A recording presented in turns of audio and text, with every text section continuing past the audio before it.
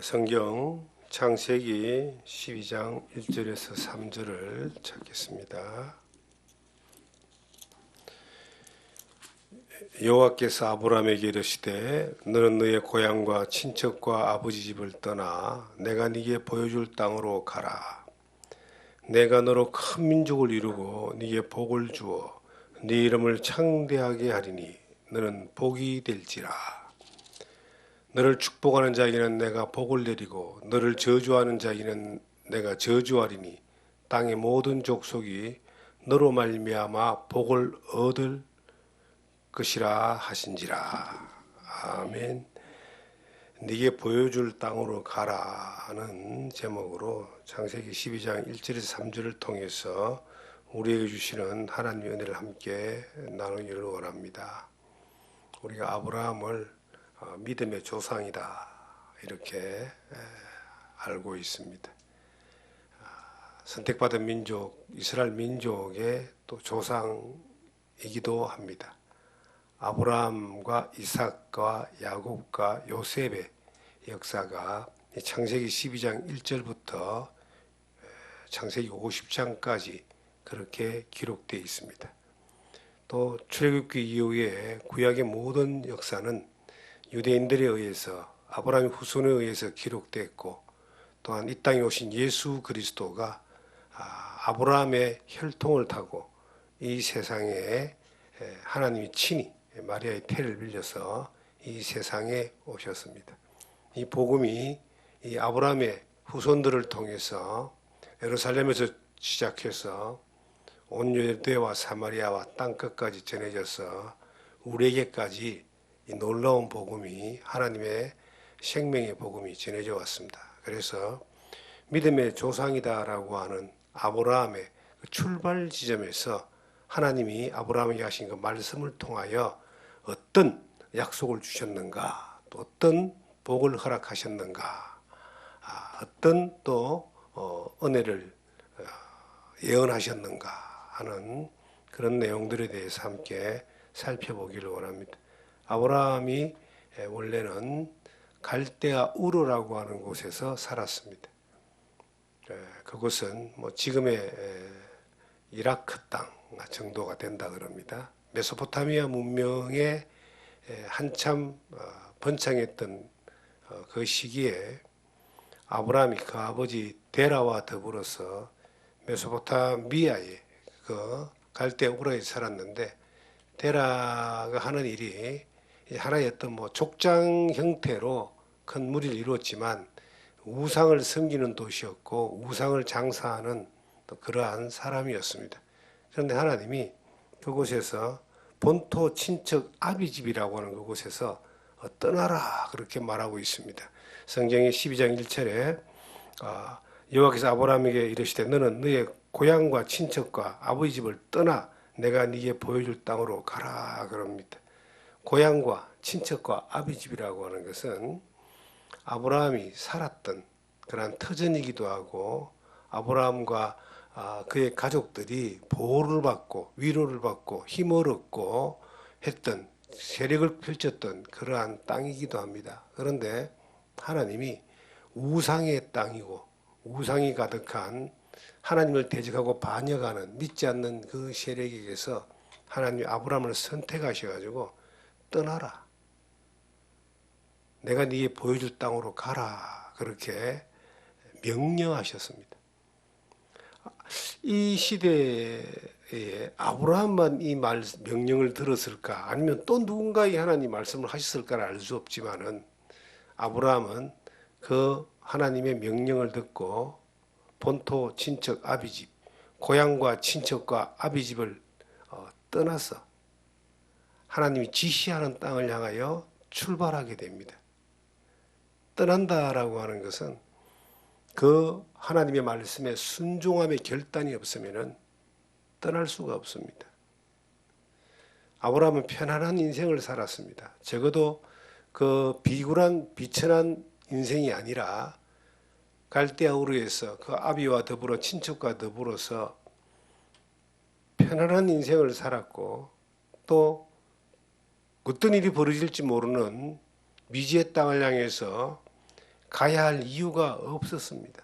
그런데 하나님이 말씀하셨는데 그 말씀을 들은 아브라함이 순종을 했다 하는 것입니다.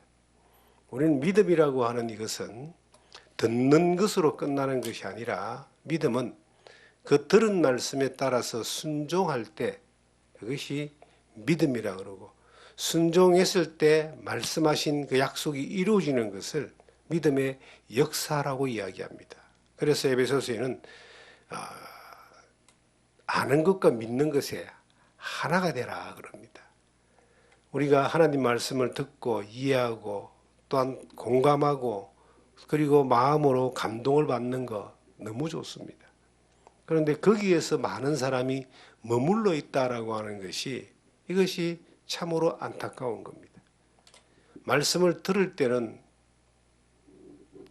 하나님의 사람인데 말씀을 듣고 예배당 문을 빠져나가서 세상으로 돌아가면은 하나님의 말씀과 상관없이 인생을 살아가는 진리인 하나님의 말씀을 그냥 종교적인 그러한 행위로 바꾸어버리는 그러한 삶을 사는 사람들이 우리 주변에 참 많이 있습니다. 그래서 믿음은 있는데 믿음이 있는 사람 같이 안 보이고 믿음 있는 사람처럼 살지 않고 믿음의 약속을 경험하지 못하고 믿음과 상관없는 그러한 행동을 하는 수많은 사람들을 우리가 주변에서 많이 보게 되는데 우리 자신은 과연 어떠한가를 돌아볼 필요가 있습니다. 하나님이 말씀하실 때 믿음으로 받아들이는 건 너무 중요합니다. 그런데 그 말씀을 따라 결단을 하여 움직이는 것은 더 중요한 겁니다. 믿음이 없는 사람들에게 구원받지 못한 사람들에게 예수 그리스도의 십자가의 은혜로 말미암아 죄 용서받고 하나님의 자녀로 인치심을 받는 그 영접하는 믿음이 너무나 중요합니다. 인생의 모든 인생 가운데 가장 중요한 한순간이 될 수 있습니다. 그런데 그것으로 믿음의 역사가 끝이 나는 게 아니에요. 그 믿음을 가진 사람들에게 하나님은 지속적으로 말씀하십니다. 성경을 통해서 성령을 통해서 예배를 통해서 교제를 통해서 지속적으로 그 양심 가운데 그 영 가운데 말씀하시는데 그 말씀을 따라 결단하여 움직일 때에 그것을 믿음의 삶이라 그러고 그 말씀을 따라 움직일 때에 믿음의 역사가 나타나는 것입니다. 우리는 믿음의 역사가 정말 나타날까 의심합니다. 왜? 경험해보지 못했기 때문에. 우리가 무엇을 의지하고 살았느냐에 따라서 그것이 어떤 일을 선택할 때에 영향을 미치는 겁니다. 아브라함은 갈대아 우르에 살 때에 고향과 친척과 아비 집에서 살면서 그들과 의논하고 그들을 의지하고 그들에게 힘을 얻고 그들과 나누면서 그렇게 살았습니다. 그걸 의지하고 살은 거예요. 그들이 섬겼던 우상을 섬기는 그곳에서 또 그는 힘을 얻고 위로받고 살았는지도 모릅니다. 그런데 하나님이 그곳을 떠나라 그랬습니다. 왜? 하나님 아브라함에게 복을 주기 위해서. 복의 근원 되신 하나님이 아브라함에게 뭐라고 말씀하고 있습니까? 내가 너로 큰 민족을 이루고 네게 복을 준다 그랬습니다. 큰 민족을 이루고 복을 주고 네 이름을 창대하게 하겠다라고 하시면서 세상에서 받는 위로와 힘과 세상에서 누리는 것과 비교가 안 되는 하나님의 복을 주시는데 큰 민족을 이루고 네 이름을 창대하게 하고 너를 축복하는 자는 복을 받고 너를 저주하는 자는 저주를 받는 그 하나님의 복의 통로로 그를 사용하겠다 그랬습니다. 이 세상의 많은 우상들도 어느 정도 사람에게 복을 준다 그럽니다. 언제 부도수표가 될지 몰라도 남발을 계속합니다. 그 고향의 그 아비와 친척들도 아브라함에게 어느 정도 복을 줄 수 있습니다. 힘이 되줄 수 있고 위로가 될 수 있고 어려울 때 도와줄 수 있고 복을 줄 수 있습니다. 그리고 그 본토가 자기가 살고 있는 고향이 자기에게 어느 정도 위로와 힘이 되는 복이 될 수 있습니다. 그런데 그런 복은 정말 있어도 되고 없어도 되는 것이고 있다가 사라지는 그런 복입니다. 그런데 하나님이 그곳에서 우상을 섬기는 그곳에서 아브라함이 불러내면서 하신 말씀이 너는 큰 민족을 이룰 것이다. 복을 주어서 네 이름을 창대하게 할 것이다. 그 복이 어떤 복입니까? 천지를 지으신 하나님이 주시는 복이거든요. 아브라함에게는 나이가 이때가 75세인데 자녀가 없었습니다. 그 아내 사라가 자녀를 생산할 수 있는 기능이 끝나버렸습니다. 그런데 하나님이 아브라함에게 큰 민족을 이루겠다. 자녀를 어마무지하게 주시겠다는 이야기죠. 그 자녀의 자녀들로 인하여 큰 민족을 이루는데 세상 모든 사람들이 그 네 자녀로 인하여 복을 받아. 너로 인하여 복을 받고 너 자녀로 인하여 복을 받고 그리고 그 이름이 창대하게 되는데 너와 네 자녀를 저주하면 그들은 저주를 받고 축복하면 복을 받는다. 이게 얼마나 놀라운 하나님의 약속입니까? 아브라함이 그 약속을 받고 떠나지 않았다면, 머물렀다면, 결단하지 않고 순종하지 않았다면 아무 일도 일어나지 않았을 겁니다. 그런데 아브라함은 지시할 땅으로 출발합니다. 가다가 물론 하란에 잠깐 머물면서 아버지 데라가 죽고 난 뒤에 다시 유프라데스 강을 건너서 약속의 땅으로 가는데 성경에 말씀하시기를 하나님이 지시할 땅으로 가라. 지시할 땅. 그 당시에는 뭐 지도가 있었겠습니까? 내비게이션이 있었겠습니까? 그리고 사람들의 왕래가 많지 않았기 때문에 그들이 살고 있던 그 갈대아 우르에서 유브라데스강 건너에 있는 그 지시할 땅이라고 하는 것은 보지도 못했고 알지도 못했고 듣지도 못했고 그러한 곳입니다. 하나님이 지도를 주면서 이곳으로 가라 하고 약도를 그려준 것도 아닙니다. 그냥 지시할 땅으로 가라. 이 말씀은 하나님이 아브라함이 출발할 때 결단을 하고 그가 순종을 하고 믿음의 길을 출발을 할 때 그때부터 하나님이 계속 날마다 가는 길을 지시해 줬다 이 말이에요. 우리가 예수를 믿고 난 뒤에 우리의 사는 삶이 천국이 보장되어 있지만 천국이 가나안이라고 그렇게 이야기할 때에 예수 믿고 난 뒤에 이제 믿음으로 살아가는 순간 선택하고 결단하고 순종하여 나갈 때 그 다음에 가는 길을 또 지시해 주는 거예요. 성령이 때마다 일마다 시마다 우리의 삶을 발걸음을 지시하고 인도해 줘요. 이것을 목자 되신 주님이 양이 된 우리를 항상 푸른 초장과 실만한 물가로 함께하면서 앞서가면서 그 길을 따라오게 한다는 그러한 의미를 말하고 있습니다. 아브라함이 하나님의 말씀을 따라 결단하지 않고 순종하지 않았다면 그곳을 떠나서 하나님이 보여주는 땅을 향하여 가지 않았다면 그 다음에 길이 보이지 않았을 겁니다. 출발했기 때문에 그 다음날 또 하나님이 다음날 갈 곳을 또 지시해 주는 거예요. 그 다음날 또 갈 곳을 지시해 주는 거예요. 그렇게 하루하루 걸어간 겁니다. 이것은 마치 이스라엘 민족이 출애굽을 하고 난 이후에 광야에 들어가게 되는데 그 광야에 들어갔을 때에 어디로 가야 되는지 길을 알지 못했습니다. 어디에 머물러야 되는지 방향을 잡지 못했습니다. 그때 하나님이 구름 기둥과 불 기둥으로 그들을 인도하시면서 그들을 이끄셨던 것과 똑같습니다. 우리가 신앙생활 하면서요, 천국 가는 거 딱 약속받았습니다. 그리고 이 땅에 살면서 천국 가는 것만 믿고 사는 거예요. 그럼 어떤 일이 벌어질까요? 이 땅에 살면서 믿음의 역사를 보지 못하는 거예요. 천국은 믿음의 약속이니까 가요. 그런데 이 땅에 살면서 우리는 하나님의 살아계신 하나님의 성령의 인도하심과 믿음의 역사와 놀라운 일들을 경험할 것을 하나님은 우리에게 약속하고 있는데 우리는 그것을 출발하지 않았기 때문에 결단하지 않았기 때문에 순종하지 않았기 때문에 그냥 보지 않고 천국 가는 것만 믿고 사는 거예요. 구원받은 것만 믿고 사는 거예요. 그리고 이 땅에 살면서 하나님이 주시고자 하는 엄청난 보화와 같은 예수 안에 있는 생명, 너희가 생명을 얻게 하고 더 풍성하게 얻게 한다. 더 풍성하게 얻게 하시는 그 생명의 역사를 이 땅에서 보지 못하게 되는 겁니다. 아브라함이 갈대아 우르에 살 때는 갈대아 우르에 사는 방식이 있었어요.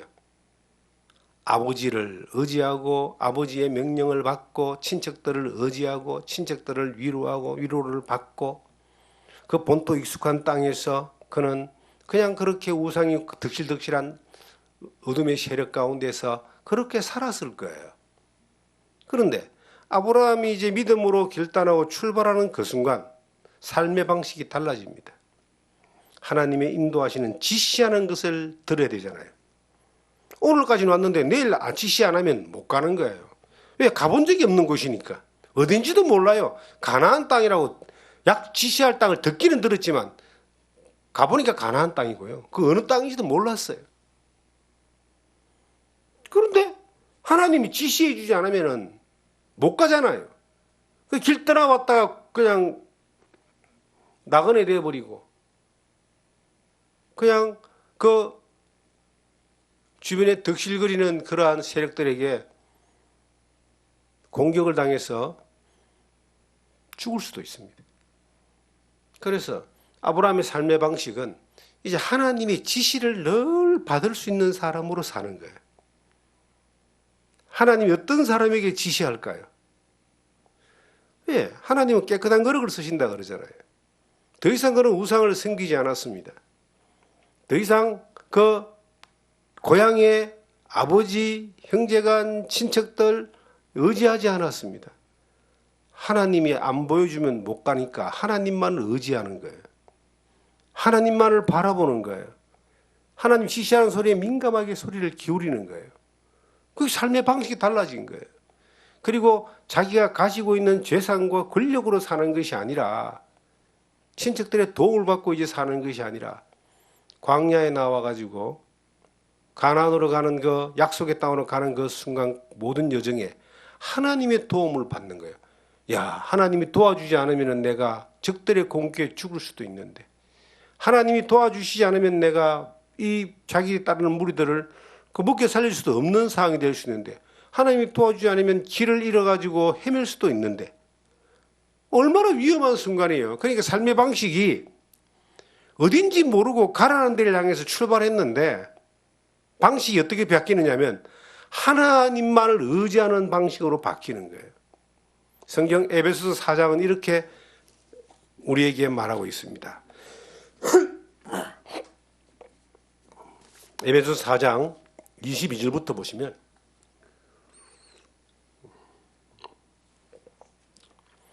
너희는 유혹의 욕심을 따라 썩어져가는 구습을 따르는 옛사람을 벗어버리고 오직 너희의 심령이 새롭게 되어 하나님의 뜻을 따라 의와 진리와 거룩함으로 지으심을 받은 새 사람을 입어라 그랬어요. 살아가는 삶의 방식이 우리가 예수 믿기 전에는 옛사람을 따라갔지만 아브라함은 그 갈대아 우르에 있을 때는 고향과 친척과 아비집과 그 우상과 함께 사는 것들이 옛 삶의 방식이었는데 아브라함이 하나님 말씀을 믿고 결단하여 순종하여 떠났을 때는 그때부터는 새로운 삶의 방식으로 바뀌는데 의와 진리의 거룩함으로 지으심을 받은 하나님이 쓰기에 합당한 모습, 하나님이 지시하고 인도하는 것에 합당한 모습으로 사는 것이 새 사람으로 살아가는 방식인 겁니다. 우린 구체적으로 이것이 예수 믿고 바로 정리되는 건 아닙니다만은 저는 진리 안에서 말씀을 따르고 하나님 인도하심을 받고 묵상하고 연구하고 또 순종하며 살다 보니까 그 살아가는 삶에 있어서 새 사람으로 사는 방식이 무엇인가에 대하여 이해가 되어졌고 또 이것이 순종되어졌고 결단되어져서 그렇게 선택을 하다 보니까 이 삶이 얼마나 평안 가운데서 평강 가운데서 사는 삶인가 하는 것을 경험하게 되었습니다. 주님은 우리를 평안한 길로 인도하기를 원합니다. 진리의 길은 평안의 길입니다. 비록 복음을 전하고 진리를 위한 싸움을 사는 것 때문에 뭐 고난도 있고 위협도 있고 어렵지만 환난도 있고 싸움도 있지만 그 심령은 늘 편안한 거예요. 죄에 대한 안식뿐만 아니라 삶에 대한 그러한 안식도 있는 거예요. 그리고 미래에 대한 수많은 불안한 사람들과 다르게 미래에 대한 더 확실한 안식 평안이 있는 겁니다. 그래서 우리 안에 있는 평안은 바깥에 어떤 일이 벌어져도 빼앗기지 않고 또한 줄어들지도 않습니다. 그 평안함이 어디서 오는 것입니까?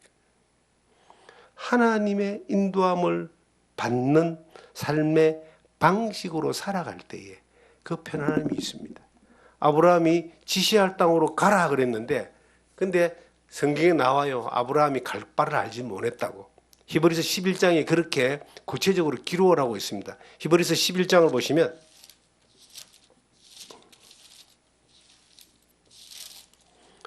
자, 11장 그 아브라함의 그 출발 여정을 이렇게 이제 기록하고 있는데 8절에 보시면 믿음으로 아브라함은 부르심을 받을 때에 순종하여 장래의 유업을 받을 땅에 나아갈새 갈 바를 알지 못하고 나아갔으며 저는 이 갈 바를 알지 못하고 나아갔다는 이 말씀을 두고 엄청나게 은혜를 받았던 적이 있습니다. 아니 어떤 결단을 할 때에 정말 큰 힘이 됐던 적이 있습니다. 아브라함이 약속은 받았지만 어떤 일이 벌어질지 모르고 그냥 나간 거예요. 어떤 상황이 벌어질지 모르고 갔습니다.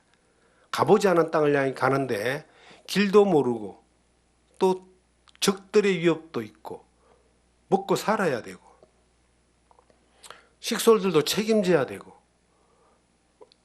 이런 엄청난 그러한 위험 가운데서 가는데 지시할 땅은 분명히 믿었기 때문에 가는데 갈 바를 모르고 갔다.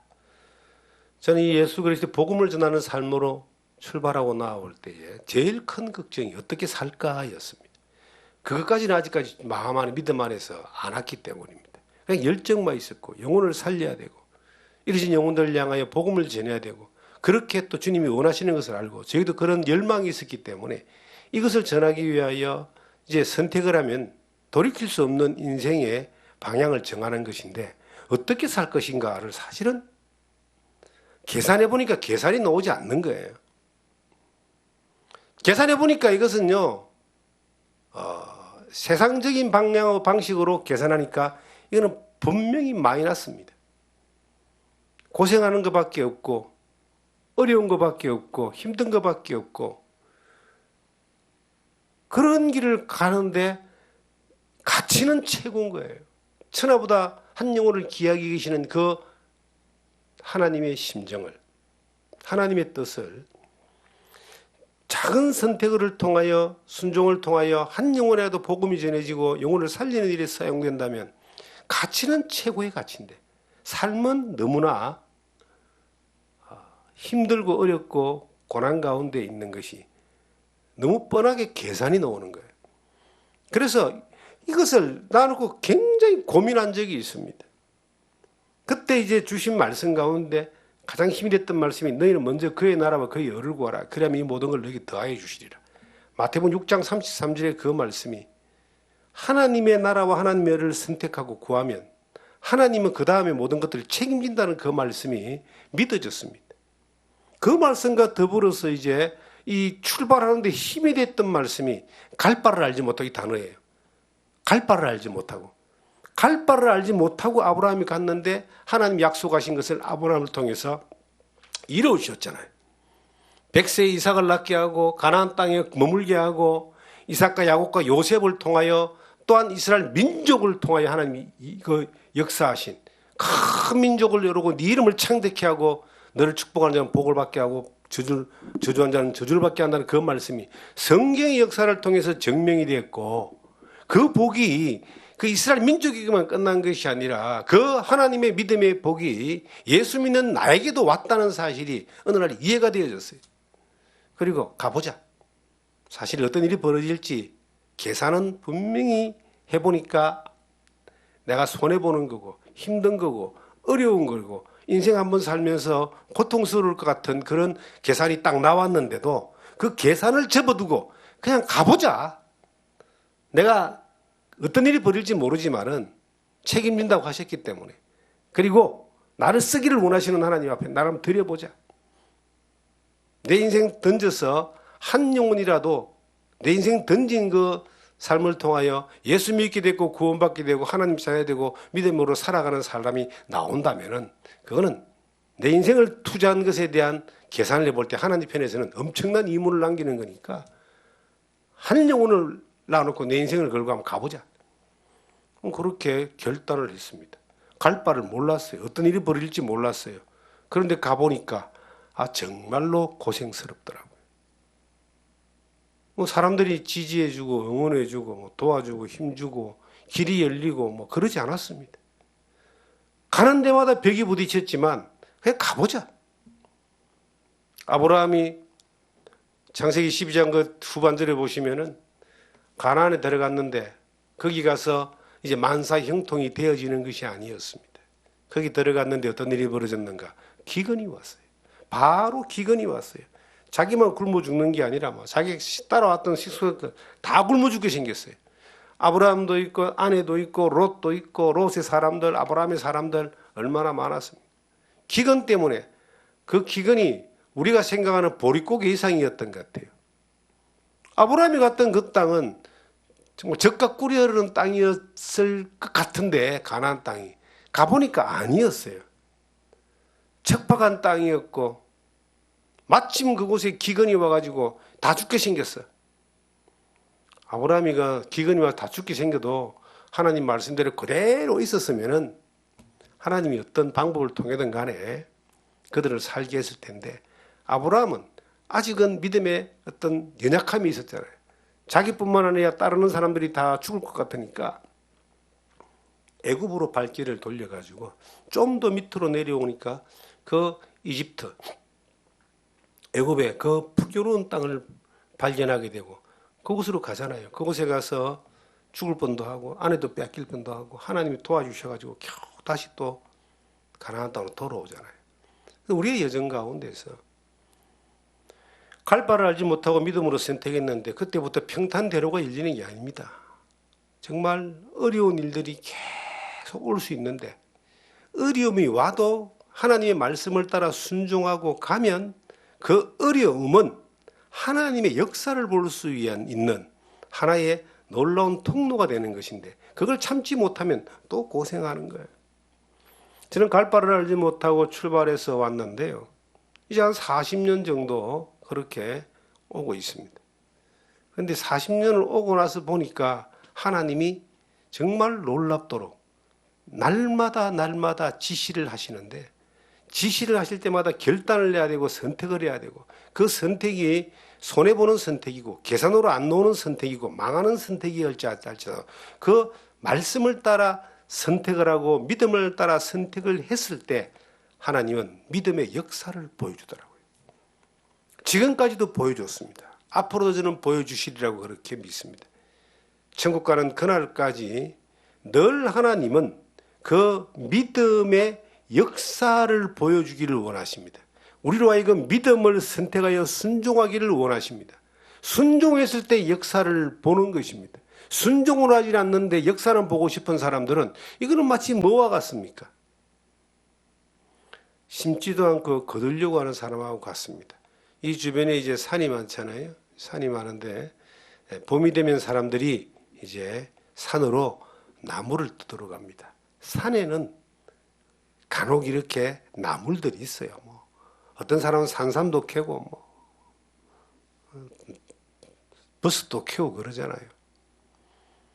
우리가 심지 않아도 믿음 안에서 사는 사람들에게 하나님이 복을 주시고 은혜를 주시기 때문에 안 죽을 만큼 노력하는 만큼 얻어먹을 수도 있습니다. 그런데요, 믿음은요, 하나님의 놀라운 그 능력의 역사는, 믿음의 역사는 반드시 심어야 됩니다. 적게 심은 자는 적게 거두고 많이 심은 자는 많이 거둬요. 눈물을 흘리며 씨를 뿌리는 자가 기쁨으로 단을 거둔다고 기록하고 있습니다. 그러면 그냥 있을지 없을지 모르는 산을 헤매면서 뭔가 식량을 얻어먹기 위하여 살아가는 그거하고, 하나님의 약속대로 심을 수 있는 밭과 터전에 하나님의 방법대로 심어봐요. 그러면 혹 30배, 60배, 100배를 결실하는 엄청난 은혜를 얻을 수 있는 거예요. 우리는 심어야 돼. 뭘 심느냐? 믿음으로 순종하는 걸 심어야 되는 거예요. 믿음으로 결단하는 걸 심어야 됩니다. 알고 있지만 순종하지 않은 것은 믿음이 아닙니다. 그럼 도리어 그거는 믿음이 아니라 불신이죠. 순종이 아니라 불순종이죠. 모르고 안 하는 것은 불순종이 아니에요. 그냥 자연적으로 볼 때에 모르니까 그냥 그렇게 살고 당하는데, 알고 안 하는 것은요 불순종이라고 하는 거예요. 들은 믿음, 아는 믿음, 공감된 믿음을 가지고 있지만 그 믿음을 따라 선택하지 않는 것은 이거는 불순종이에요. 하나님이 정말 싫어하는 게 불순종, 불신, 똑같은 말이거든요. 받아들였는데 안 하잖아요. 불신이죠. 이거는 배신이죠. 불순종이죠. 이 불순종과 배신과 불신의 어떤 역사 가운데서 하나님 뭘 주시겠어요? 하나님이 주실 게 뭐가 있겠습니까? 고생과 고민과 헤매는 것만 계속 사는 거예요. 아브라함이 여전히 갈대아 우르에서 그 아버지 집을 믿고 고향을 안주하고 친척들을 의지하고 우상을 섬기며 그렇게 살았다면 그냥 그렇게 살다가 이름 없이 다 가버렸겠죠. 그런데 아브라함은요 결단을 한 겁니다. 들은 말씀에 순종을 한 겁니다. 그리고 순종하여 나간 겁니다. 하루하루 지시를 받는 거예요. 저는 이 지시를 받는다는 이 말씀이 갈 바를 알지 못하는 거하고 연결이 딱 되니까 뭐라고 이해할 수 있습니까?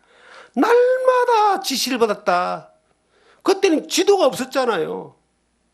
그러니까 누가 안내하는 사람도 없었잖아요. 하나님이 가라는 대로 가는 거예요. 오른쪽으로 가라면 오른쪽으로 가고, 왼쪽으로 가라면 왼쪽으로 가고, 가라는 대로 가는 거예요. 이게 바로 지시받는 겁니다. 우리도 이 인생, 천국은, 영생은 십자가의 은혜로 보장이 됐지만 살아가는 모든 순간들은요, 우리는 사실은 갈 바를 알지 못하고 지시를 받고 날마다 가지 않으면 안 되는 거예요. 그게 예수 믿는 사람, 거듭난 사람의 삶의 방식이 돼야 됩니다. 내가 할 수 있는 것을 가지고 살아요? 하나님 그만큼 안 믿습니다. 저는 지난주에 어떤 분과 대화를 나누면서 많이 가지고 평생 하루에 1억씩 이렇게 써도 죽을 때까지 돈을 다 못 쓸 정도의 돈을 가지고 있는 사람들이 있습니다.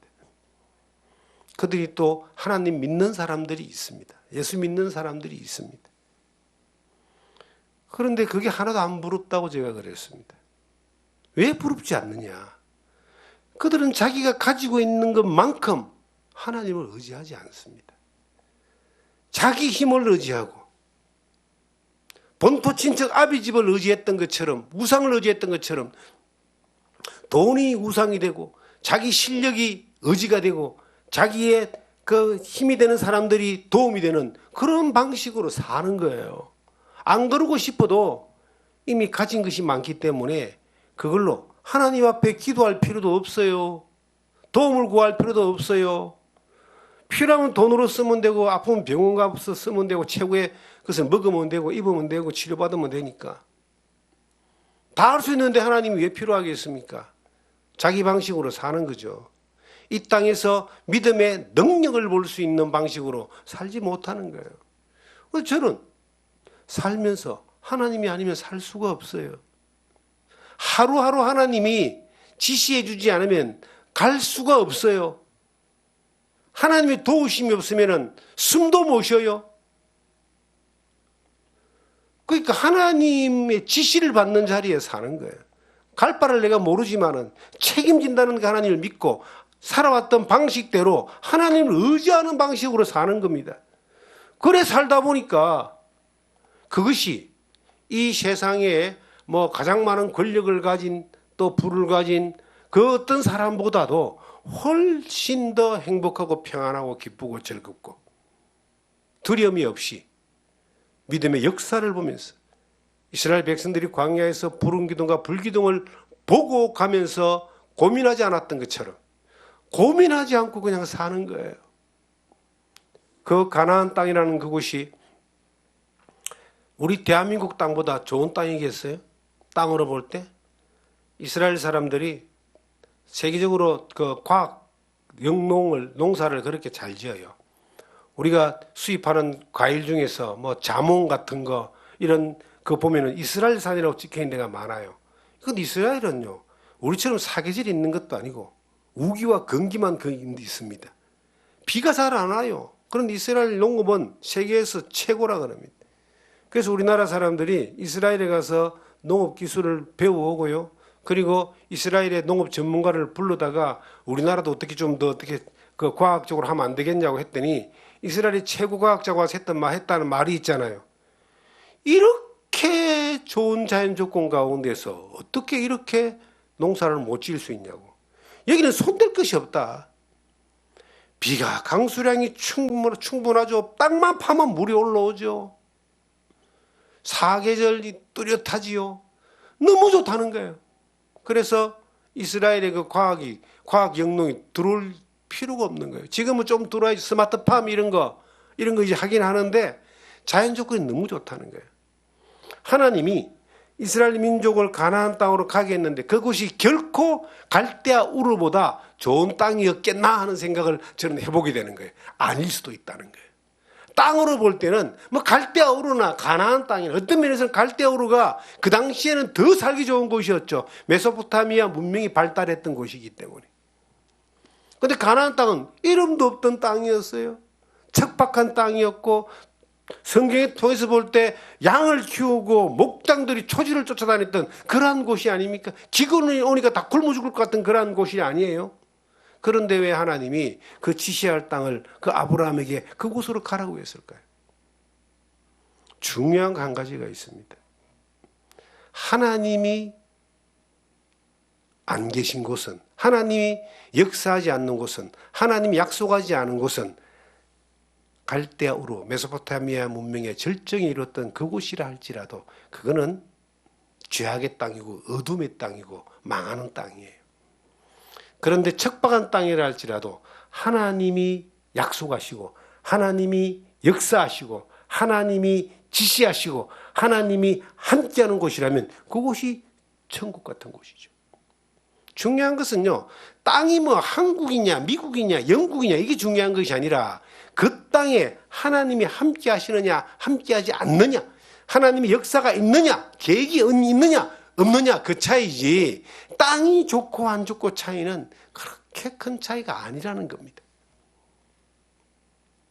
우리가 사는 삶의 모습을 한번 돌이켜 봅니다. 우리는 좀 더 화려하고 멋있고 좋은 곳에 있고 싶은 마음이 있습니다. 그래서 예수 믿는 사람들도 교회를 선택할 때에 사람들이 그러잖아요. 좀 더 있어 보이고 좋고 멋있고 이름 있고 훌륭하고 시스템이 잘 돼 있고 매력적이고 이런 곳을 이제 사람들이 가는 거예요. 특히 서울이나 수도권에는 소위 말하는 대형 교회가 우리 참 세계적인 교회들이 많이 있습니다. 사람들이 이사를 가거나 아니면 또 살다 보면 그런 곳을 동경하고 그런 곳을 가고 그런 것을 찾아갑니다. 거기다가 또 필요한 것들을 찾습니다. 젊은 사람들은 결혼할 배우자를 찾기 위해서 또 서울로 이렇게 가서 그런 또 유형의 것들을 찾아다닙니다. 요즘은 찾아보기 쉽잖아요. 인터넷을 통해서 그 교회를 소개받고 볼 수도 있고 설교도 들을 수 있고 시스템도 볼 수 있고 또 같이 참여할 수도 있고. 그런데 보는 기준이 저는 그렇게 봅니다. 정말 하나님의 사람이라면 자기가 의지하고 이름 낼 만하고 편안하고 좋고 즐겁고 유익한 이런 것을 쫓아가는 것이 아니라 하나님이 역사하는 곳, 말씀이 살아있는 곳, 복음이 전해지는 곳, 이런 곳을 찾게 된다면 찾았으면 좋겠어요. 사람들은요, 자기 성향에 맞는 것들을, 자기 기에 맞는 것들을 쫓아갑니다. 지적 욕구가 심한 사람들은 지적 욕구를 채워주는 곳에, 어떤 몸을 움직이는 것들을 좋아하고 자기 이름을 내고 알아주는 데를 좋아하는 곳은 그런 곳에, 대우받기를 원하는 사람은 대우받는 곳에, 그 유유상종으로 이게 가는 겁니다. 그런데 중요한 것은요, 하나님이 그곳에서 어떻게 믿음이 역사하는가 알아가는 것이 가장 중요한 기준이 돼야 되는 거예요. 우리가 어디에 있든지 간에, 어느 곳에 있든지 간에, 갈대아 우르든지 아니면 하란이든지 이집트든지 가나안 땅이든지, 그 가나안 땅이 이 지금 말했던 세 군데 중에서 가장 척박한 땅이었어요.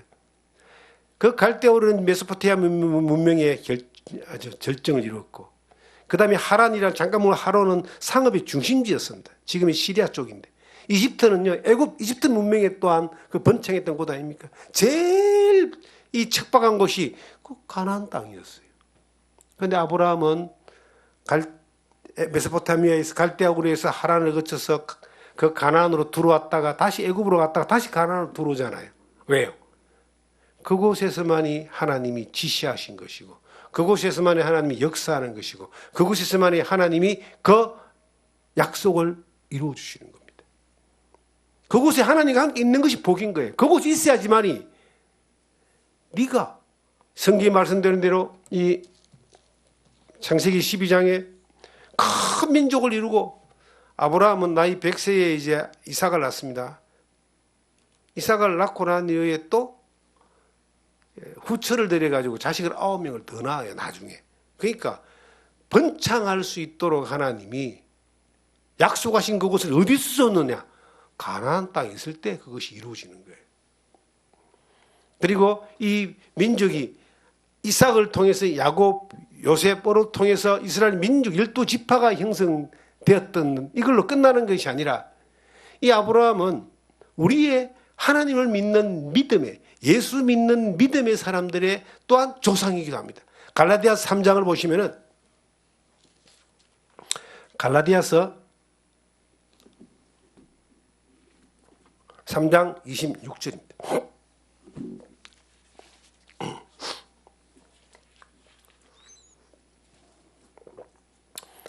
너희가 다 믿음으로 말미암아 그리스도 예수 안에서 하나님의 아들이 되었느니라.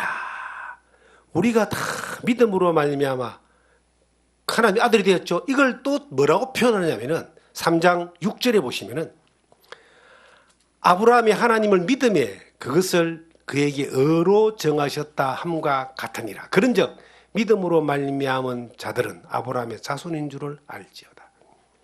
믿음으로 말미암아 하나님의 아들이 된 사람들은요, 이 아브라함의 믿음으로 말미암아 그 믿음이 의로 정했던 것처럼 그 모든 믿음의 사람들은 아브라함의 자손, 믿음의 자손이 되는 것이다. 그래서 예수 믿는 우리들도 아브라함을 믿음의 조상이다, 이렇게 말하고 있습니다.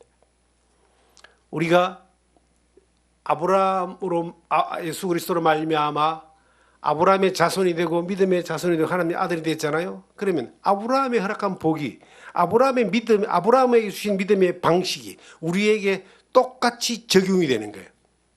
우리도 예수 그리스도 안에서, 그리스도 안에 있기 때문에 그 이름이 창대해졌잖아요. 그리스도 안에서 보장된 이름이 있죠. 우리를 이 창세기 12장에 보시면은 3절에 보시면은 그 복 가운데 하나가, 너를 축복하는 자에게는 내가 복을 내리고 너를 저주하는 자에게 내가 저주하라니 땅의 모든 족속이 너를 말미암아 복을 얻을 것이니라. 우리 또한 땅의 모든 족속이 우리를 말미암아 복을 받을 수 있습니다. 우리를 통해서 하나님을 믿게 되고 예수 그리스도의 복음을 믿게 되면은 그들도 아브라함의 복을 누릴 수 있는 하나님의 아들이 될 수 있잖아요. 우리가 그 축복의 통로가 될 수 있습니다. 그런 놀라운 말씀은, 우리를 저주하는 자는 저주받고 우리를 축복하는 자는 복을 받는다. 그래서 예수 믿는 사람들한테, 정말 우리 같은 사람들한테, 해코지하는 사람들은 그 반드시 그 대가를 받더라고요. 지나온 역사들을 보니까 어김이 없이 그런 일들이 일어나는 것들을 보게 됩니다. 그리고 축복하는 자들에게 복을 받습니다. 그 복이 또한 어김없이 오는 거예요. 그의 자손들요 하나님의 복을 누리는 겁니다. 출애굽기 20장에 6절에 보시면 뭐라고 되어 있습니까? 하나님을 믿지 않고 우상을 섬기는 자는 그 저주가 3, 4대까지 가지만 하나님을 믿는 사람들에게는 1000대까지 복이 간다. 1000대까지. 십계명을 이야기하면서 그렇게 하나님이 약속하는 거예요. 그래서 우리가 하나님을 믿는 믿음 안에서 아브라함과 같이 결단하고 믿음을 따라 순종하면요, 내뿐만 아니라 나의 이웃들도 나를 통해서 복을 받기도 하고, 나를 해코지하는 사람들은 저주를 받기도 하는데, 나의 이웃들도 복을 받는 통로가 되는 뿐만 아니라 내 자녀들은 반드시 하나님의 복을 이어받는 사람들이 되는 거예요. 그런 놀라운 자리에 우리가 있습니다. 뭐만 하면, 믿기만 하면, 믿고 순종하기만 하면, 믿고 결단하여 따라가기만 하면 그 복을 이 땅에 살면서 계속해서 끊임없이 볼 수 있는 그러한 은혜 가운데 우리가 살게 됩니다. 그런 은혜를 누리는 여러분과 제가 되기를 주님의 이름으로 부탁드립니다.